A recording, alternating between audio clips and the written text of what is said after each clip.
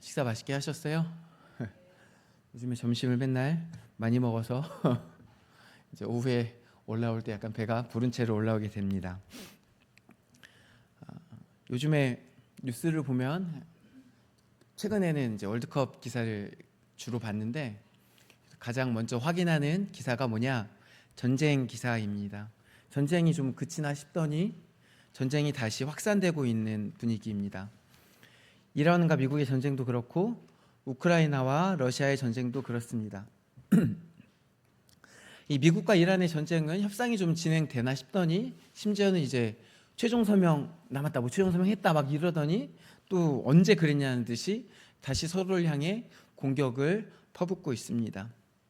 사실 러시아가 우크라이나를 침공했을 때는요, 제 마음속에 러시아가 러시아 했네 이런 생각을 갖고 있었어요. 무슨 뜻이냐면 러시아에 대한 어떤 기대가 없거든요. 왜냐하면 독재 국가잖아요. 독재 국가고 그 나라가 어떤 다른 나라를 침략하는 것이 이미 그럴 거다라고 조금 그런 눈으로 보고 있었기 때문에 그냥 그러려니 했어요. 근데 갑자기 어느 날 미국이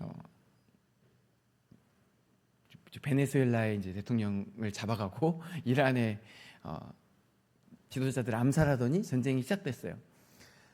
제가 분명히 말씀드리지만 저는 베네수엘라의 대통령이나 이란의 통치자들을 지지하는 것이 결코 아닙니다. 근데 어떤 그 절차나 그리고 그 방법에 있어서 그것이 옳았냐 그 이야기를 던지는 겁니다. 얼마 전까지만 해도 미국이 전 세계의 경찰 국가인 것처럼 되게 여러 가지 일들을 했어요. 근데 최근에는 여러 가지 국제 기구들을 거의 탈퇴하거나 무시하거나 자기 자국의 이득이 되지 않는 것들은 다 그대로 무엇이 옳은지 그른지랑 상관없이 폐기하는 분위기로 가고 있어요. 미국에 대해서 어느 정도 기대감이 있었던 것 같아요, 제 안에. 그래서 이란 전쟁이 터졌을 때 이게 뭐지? 하는 생각이 들었어요. 처음에는 이 전쟁의 이슈가 트럼프라는 한 개인의 과단성, 어떻게 보면 좀 너무 지나치게 과감한 것, 그런 부분들 때문에 생긴 것이다. 그가 갖고 있는 어떤 정치적인 입지나 그의 생각 때문에, 한 개인의 이슈 때문에 생긴 것이다, 이렇게 생각을 했었어요. 이스라엘도 네타냐후라는 한 총리가 여러 가지 정치적 리스크를 안고 있죠. 그래서 그 상황을 벗어나기 위해서 전쟁을 이용하는 것이다. 그래서 이것은 각 수뇌부가 잘못 결정한 건데 이 트럼프라는 한 개인과 네타냐후라는 한 개인이 정의롭지 못한 것이다, 이런 생각들을 가졌어요. 근데 시간이 지나면서 보니까 꼭 그렇지만은 않더라고요. 일단 미국 같은 경우도 트럼프가 사실은 재선에 성공한 거잖아요. 물론 바로 재선에 성공하지 않았습니다. 근데 한번 이미 대통령이 됐다가 그 다음에 재선이 된 것은 무엇이냐? 미국 사람들이 트럼프가 어떤 사람인지 충분히 겪어본 후에도 다시 트럼프를 선택했다는 것이에요. 트럼프는 대놓고 항상 이야기하죠. 미국 우선주의.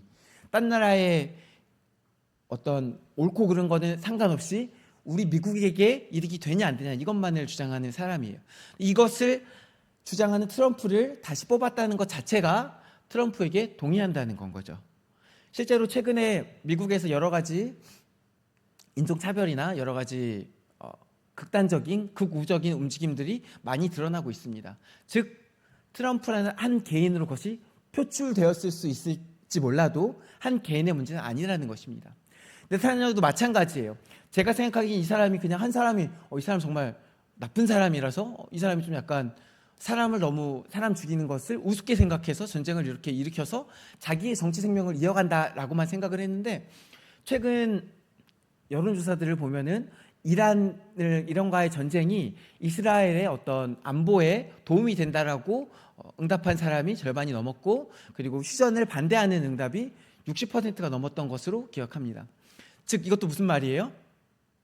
네타냐후 한 개인의 이야기가 아니고 이스라엘이라는 나라의 많은 사람들이 이 전쟁을 찬성하고 있다는 거예요. 물론 다시 말하지만 이란의 상황이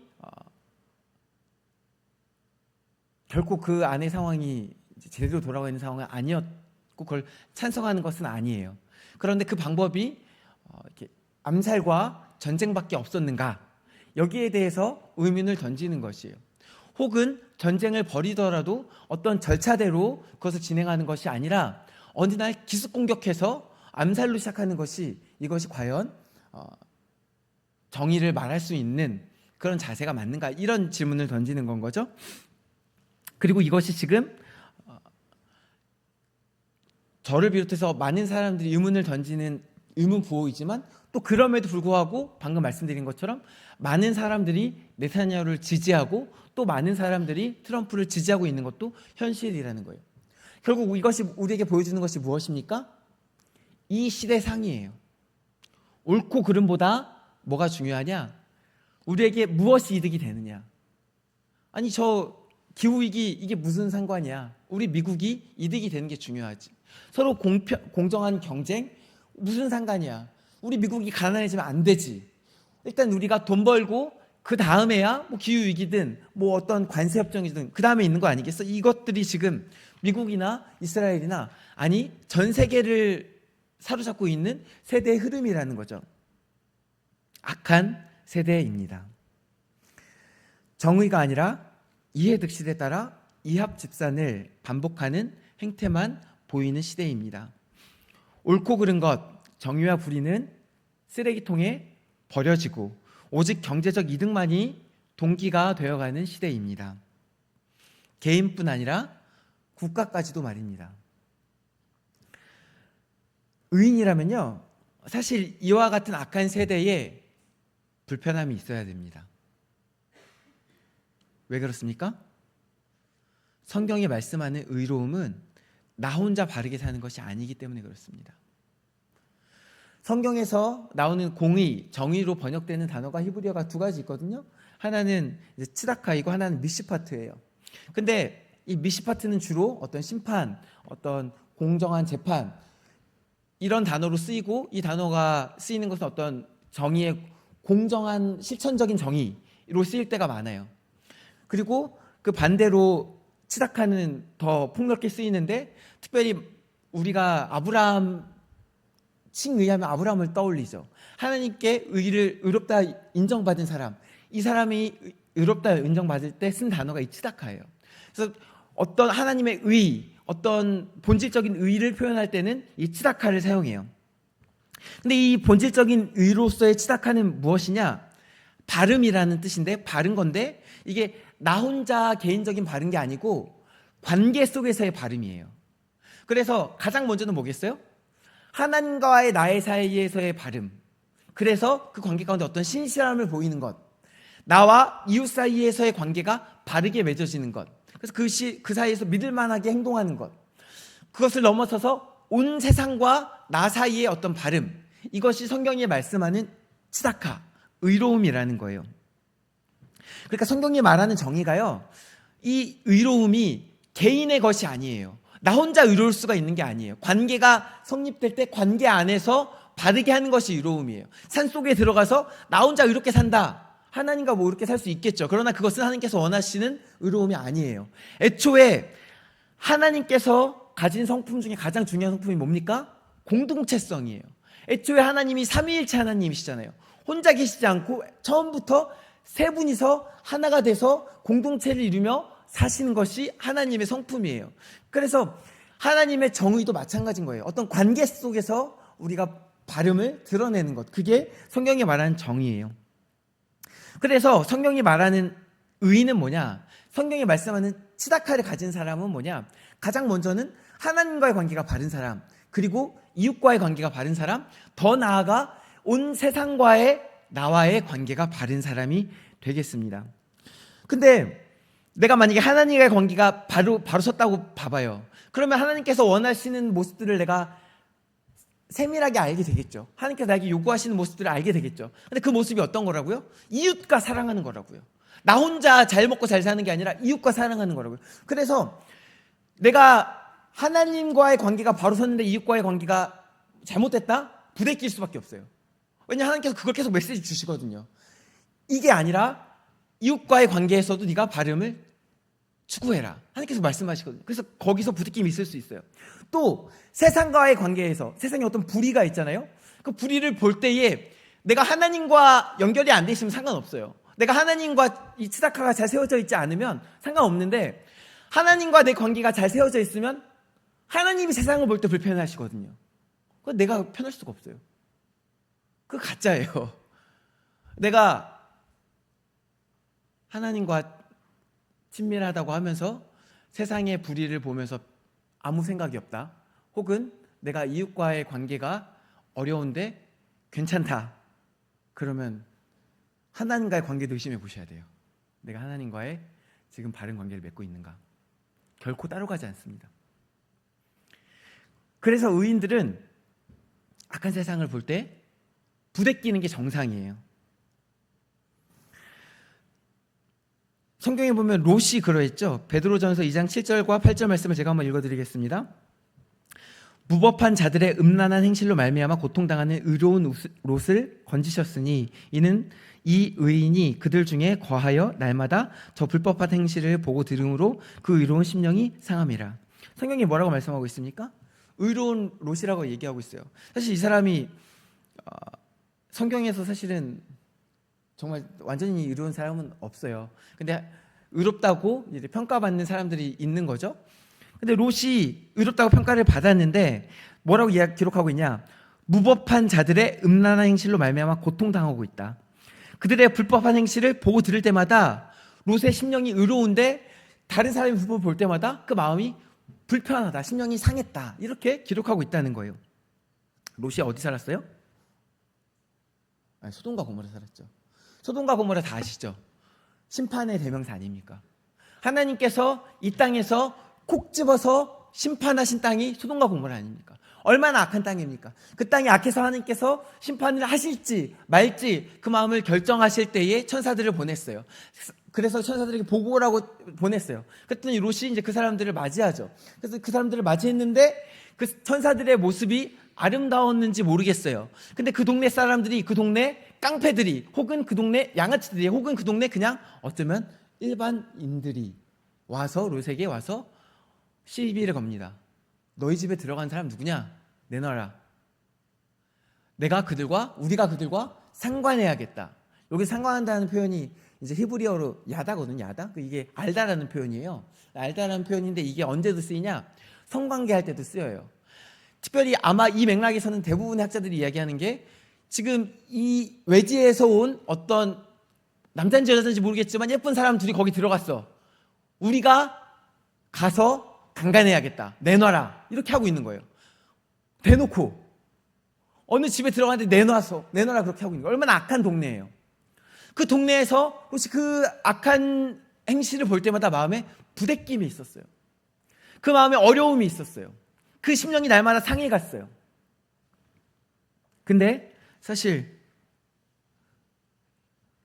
심령이 상하는 건 좋은데 이 사람이 그 이상 무엇을 했는가? 이 악한 세상 가운데 정의를 지키기 위해 맞서 싸웠는가? 잘 모르겠어요. 다만 그가 할 수 있는 최선은 다한 것 같아요.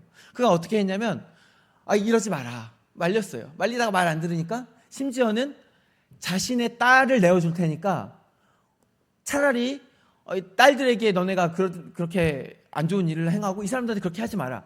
얼마나 자기 희생적입니까? 자기 희생적으로 이 나그네들을 지키려고 했어요. 그러나 그 이상으로 피를 흘리며 싸우지는 않은 것 같아요. 그의 마음속에 부대낌의 본질은 그러면 뭡니까? 이것이 틀렸다. 너희가 행하는 이것은 불이다. 이렇게 말하지 못했거든요. 그의 마음속에 하나님과의 관계가 있었으면 알았을 거예요. 이것이 틀렸다는 걸 알았을 것이에요. 근데 말하지 못했어요. 그냥 그 속에서 최대한 내가 손해를 보고 그거를 감당하려 했어요. 그것도 사실 어떻게 보면 굉장히 의로운 행동입니다. 그리고 아무나 할 수 없는 행동이에요. 그러나 불의를 불의라고 말하지 못하고 그것을 맞서 싸우지 못했어요. 그리고 그냥 참고 견뎌야 했던 것, 내가 깎여나가도 그냥 참고 묵묵히 견뎠던 것, 이것이 그의 부대낌의 정체였다는 거죠. 이에 반해 세상의 불의 가운데 그 불의와 정면으로 부딪힌 사람이 또 성경에 한 명 나옵니다. 이 사람이 누구냐? 바로 오늘 본문에 나오는 비느하스입니다. 오늘 본문 30절과 31절을 한번 읽어보겠습니다. 그때 비느하스가 일어서서 중재하니 이에 재앙이 그쳤도다. 이 일이 그의 의로 인정되었으니 대대로 영원까지 이루다. 오늘 본문에 이제 비느하스에 대해서 소개하고 있는 게 이제 네 계절이에요. 네 계절 중에서 두 계절은 그 시대의 배경을 설명하고 있고, 비느하스에 대한 설명은 두 계절이 나오는 거예요. 근데 이 비느하스에 대해서 성경이 뭐라고 소개하고 있어요? 이 일이 그의 의로 인정되었으니. 여러분, 이 표현 어디서 들어본 것 같은 표현 아니십니까? 이 일이 그의 의로 여겨졌으니. 이거랑 비슷한 표현을 받은 사람이 성경에 또 있어요. 누구입니까? 아브라함입니다. 어떤 의로 인정받은 사람, 이 어떤 일이 의로 인정받은 사람은 성경에 딱 두 사람이에요. 아브라함은 이렇게 기록되어 있어요. 창세기 15장 6절에 아브라함이 여호와를 믿으니 여호와께서 이를 그의 의로 여기시고. 이게 하나는 피동이고 하나는 능동이긴 한데 뜻은 똑같아요. 그리고 이 표현을 들은 사람은 이 두 사람밖에 없어요. 성경 전체에. 아브라함에 대해서 이스라엘 사람들이 어떻게 생각하시는지 혹시 아십니까? 우리가 보통 우리나라의 시작은 누구라고 하시죠? 당군이라 그러시죠. 이들의 조상은 아브라함이에요. 심지어 이 이스라엘이라는 이름은 누구 이름이에요? 야곱 이름이잖아요. 그럼 야곱이 조상 아니에요? 근데 이 사람이 이스라엘 사람들에게 있어서 조상은, 그들의 시작은 누구예요? 아브라함이에요. 왜 그렇습니까? 약속이 있기 때문에 그래요. 아브라함에겐 약속이 있어요. 약속을 처음 받은 사람이 아브라함이에요. 그래서 믿음의 조상이에요. 약속의 조상인 거예요. 이 아브라함이 얼마나 큰 사람입니까? 예수님께서 이제 이야기하시다가, 논쟁하시다가 아브라함 얘기가 나올 때가 있었어요. 그랬더니 예수님께서 내가 아브라함보다 전에 있었다 이렇게 말한 적이 있거든요. 그랬더니 사람들이 예수님 죽이려고 그랬어요. 아브라함이 그들에게 있어서는 어떤 함부로 건들 수 없는, 굉장히 어떻게 보면 거의 터봇이 될 정도로 높게 치는 사람이 아브라함이에요. 유대인들에게 있어서. 근데 이 시편 기자가 누군지는 모르겠는데 아마 이때가 바벨론 포로기였을 것 같은데, 어쨌든 유대인이 쓴 시편이에요. 그 성경 말씀에 이 비느하스를 누구랑 똑같은 표현을 써서 소개하고 있다고요? 아브라함이라고요. 그럼 이 사람이 지금 비느하스를 누구 급으로 보고 있는 거예요? 아브라함 급으로 보고 있는 거예요. 최소한 아브라함보다 완전 똑같은 급이라고 하진 않았겠죠. 그 사람들 정서상. 아브라함 정도 될 정도로 하나님께 인정받은 사람이다. 그게 비느하스예요. 그게 오늘 소개받고 있는 비느하스라고요. 그러면 이 비느하스가 어떤 사람이냐? 대체 어떤 사람이길래 그렇게 하나님 앞에 의롭다 여김을 받았는가? 이 사람이요, 모세의 형인 아론의 손자예요. 모세의 형이 이제 제사장이 되죠. 그래서 대대로 그 가문이 제사장 가문이 되거든요. 그래서 이 비느하스도 제사장입니다. 비느하스 제사장인 거예요. 그러면 제사장으로 뭘 했길래 그리 높은 평가를 받았을까요? 이 비느하스가 등장하는 건 이제 민수기에 등장하는데, 이스라엘이 아직 가나안에 들어가기 전입니다. 거의 직전이에요. 그때 이스라엘이 죄를 지어요. 시딤에서 죄를 짓는데 어떤 죄를 짓냐? 어떤 이방 여인들에게 넘어가요. 미인계를 쓰거든요. 그래서 미인계를 쓰는데 거기 넘어가서 이 이방 여인들이, 그 지역이 부올이라는 지역이었나 봐요. 시딤이라고도 하고 부올이기도 하는 지역이었나 봐요. 그래서 그 지역의 신 바알 부올에게 절을 해요. 바알이라는 표현이 원래는 이름이 아니고요, 주신 이런 뜻이에요. 그래서 일반 명사인데, 바알 부올이라고 하면 무슨 뜻이냐? 부올의 바알이에요. 그래서 그 지역의 동네마다 다 바알이 있었고 아마 이름도 따로 있긴 있었을 거예요. 그 중에서 부올이라는 지역의 바알을 섬기게 돼요. 근데 그걸 섬기는 게 방금 말한 것처럼 미인계에 넘어가 섬기게 된 거죠. 근데 그때 하나님께서 엄청 열받으세요. 엄청 열받으셔서 이스라엘을 치세요. 연병으로 치세요.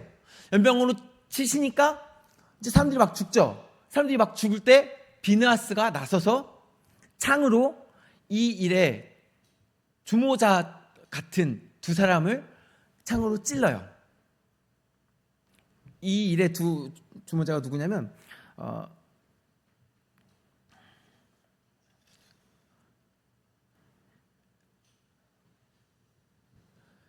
잠시만요.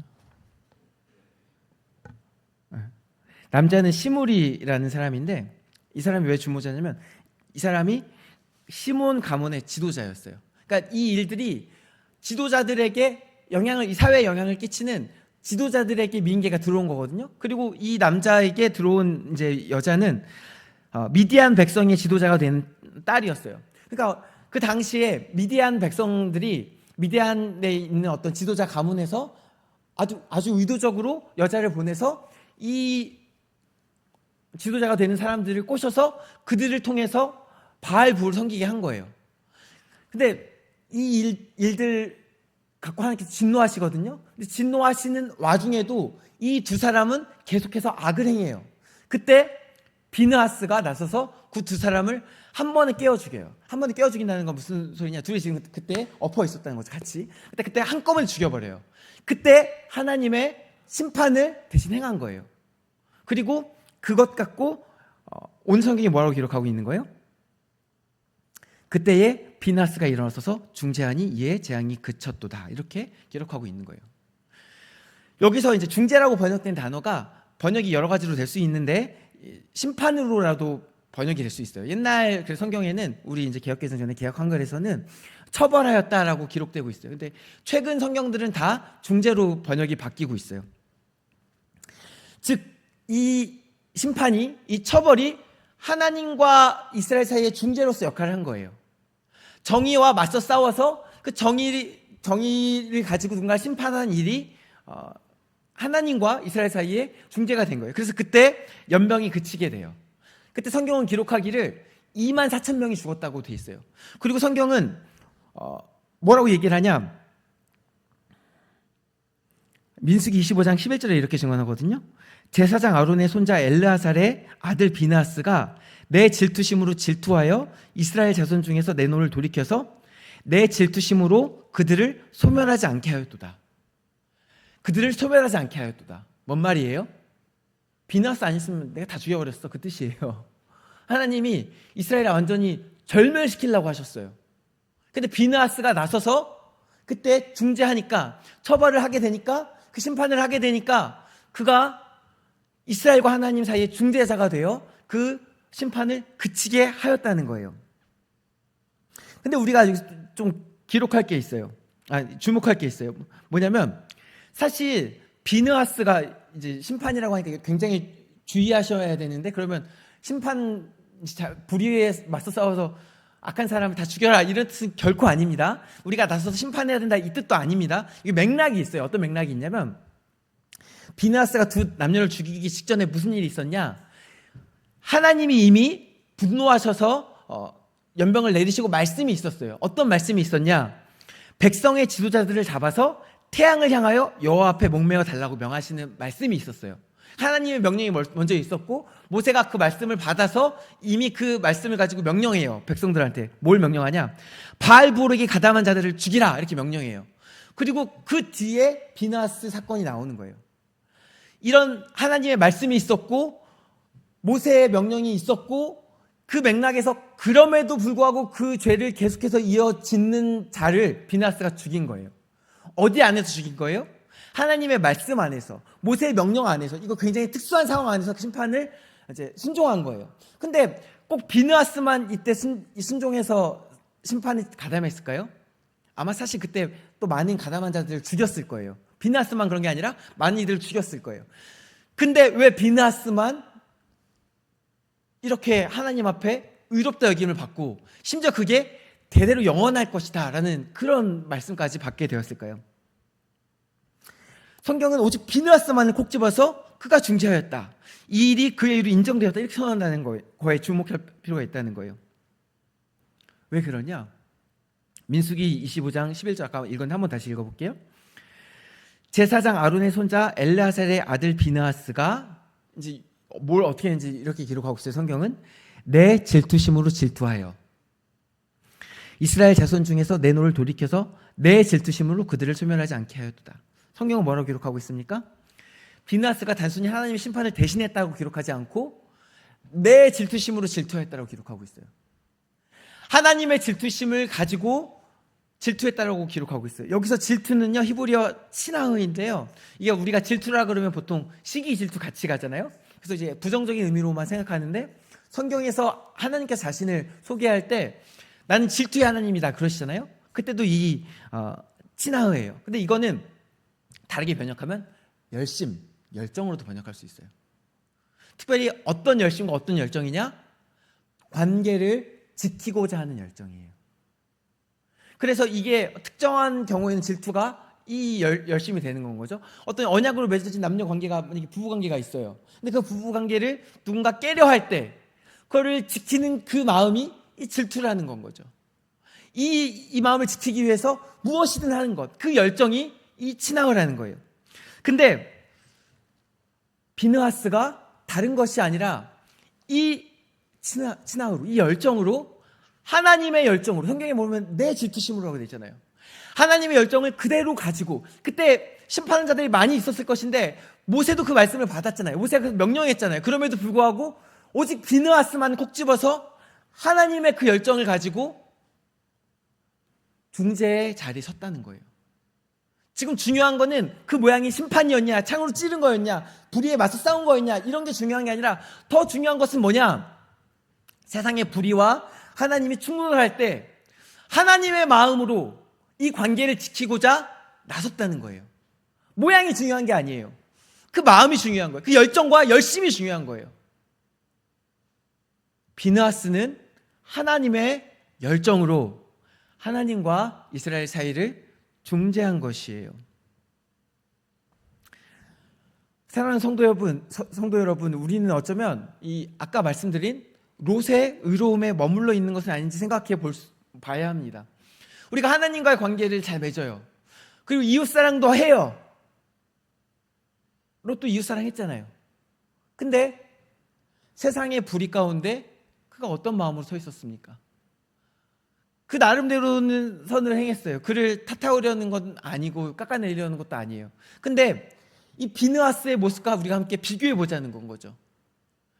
비느하스는 세상과 하나님이 충돌할 때 기꺼이 하나님 편에 서서 틀린 것은 틀리다. 꼭 틀리다 말하는 게 중요한 게 아니라 하나님 편에 하나님의 마음으로 서 있다는 것이 중요하다는 거예요. 우리가 세상을 바라볼 때 어떻게 바라보고 있습니까? 그저 옆에 있는 사람을 사랑하는 것에서 혹시, 그것도 어렵죠 사실은. 그것도 버겁죠. 옆에 있는 사람, 세상을 살다 보면 온갖 원수 같은 사람들을 만나게 되는데 그 사람을 사랑하는 것도 버겁죠. 그래서 거기서 멈추게 되죠. 이거 하는 것도 기도로 어찌어찌 그것도 못하죠. 못해서 매일매일 하나님한테 도와달라고, 저는 왜 아직 그렇습니까? 이렇게 기도하고 하죠. 그러나 동시에 그것도 잘 하시는 건데 세상을 비느하스의 마음으로 바라보셨으면 좋겠습니다. 세상이 악합니다. 하나님이 세상 가운데 분노하십니다.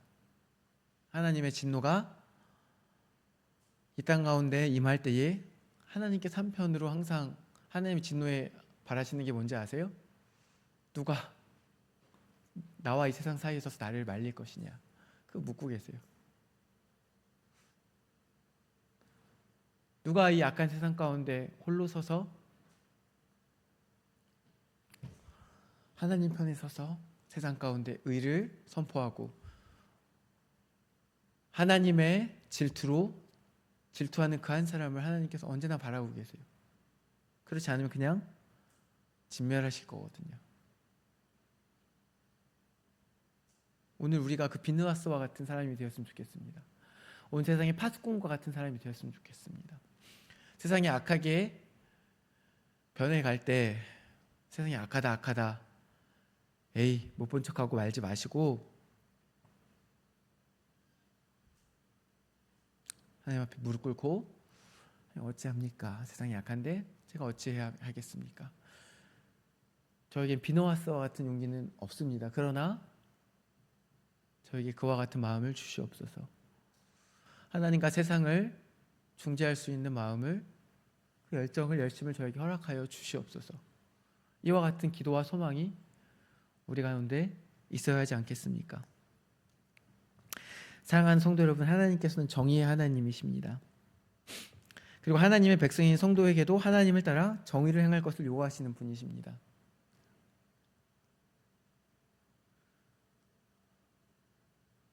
이것은 나 혼자 하나님 앞에 바르게 서는 게 아니고 이웃과 함께 바르게 서는 것이고 세상과 세상 안에서 바르게 서는 것입니다.